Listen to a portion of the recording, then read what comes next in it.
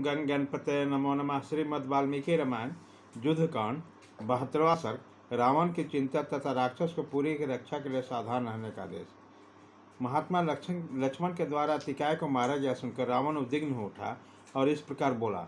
अत्यंत अमरशील धूम्राक्ष संपूर्ण शस्त्रारियों में श्रेष्ठ कंपन प्रहस तथा कुंभकर्ण ये महाबली और राक्षस सदा युद्ध की अभिलाषा रखते थे। वे सबके सब शत्रुओं के सेना पर विजय पाते और स्वयं विपक्षियों से कभी पराजित नहीं होते थे।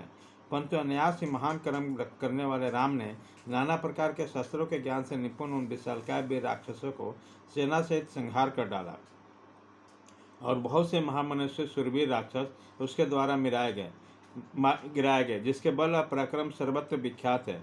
उसने मेरे बेटे इंद्रजीत ने उन दोनों भाइयों को वरदान प्राप्त घोर नाग स्वरूप बाणों से बांध लिया था। वो घोर बंधन समस्त देवता महाबली असुर भी नहीं खोल सकते थे। यक्ष गंधर्व और नागों के लिए भी उन बंधन से छुटकारा दिलाना असंभव था। तो भी दोनों भाई राम और लक्ष्मण उस बंधनों से मुक्त हो गए।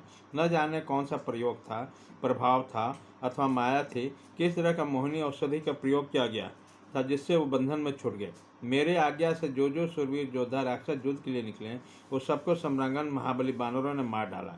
मैं आज ऐसे किसी वीर को नहीं देखता जो युद्ध में लक्ष्मण से राम को और सेना तथा सुग्रीव से विभीषण को नष्ट कर दें। अहो, राम बड़े बलवान हैं, निश्चय उनका अस्त्र वस्त्र बलवान है, जिन्होंने बल विक्रम का सामना करके असंख्य राक्षस काल के गाल में गए।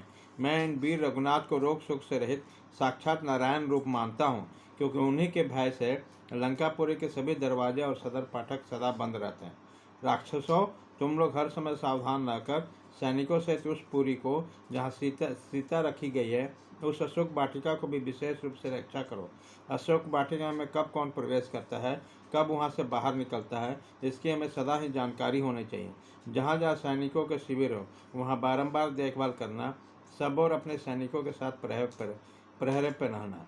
निशाचरों, प्रदोष काल, आधी रात तथा प्रातः काल में भी सर्वथा बानरों का आने जाने पर दृष्टि रखना। बानरों की ओर से कभी उपेक्षा भाव नहीं रखना चाहिए। सदा इस बात पर दृष्टि रखनी चाहिए कि शत्रुओं के सेना युद्ध के लिए उद्यमशील तो नहीं है, आक्रमण तो नहीं करिए, अथवा पूर्वत जहाँ के तहाँ खड़ी है ना। लक्ष्मण लंकापति के आदेश सुनकर समस्त महाबली राक्षस उन सारी बातों के यथावत रूप से पालन करने लगे। उसी समय पूर्वोक्त आदेश देकर राक्षस रावण अपने हृदय में चुभे हुए दुख और क्रोध रूपी कांटों के पीड़ा का भार वहन करके दीन भाव से अपने महल में गया। महाबली निशाच राज रावण की क्रोधाग्नि भड़क उठी और अपने पुत्र की उस मृत्यु को याद करके उसे बारंबार लंबी सांस खींच रहा था। इस प्रकार श्री वाल्मीकि निर्मित आर्ष रामायण आदि का आपके युद्ध कांड में 72वां सर्ग पूरा हुआ।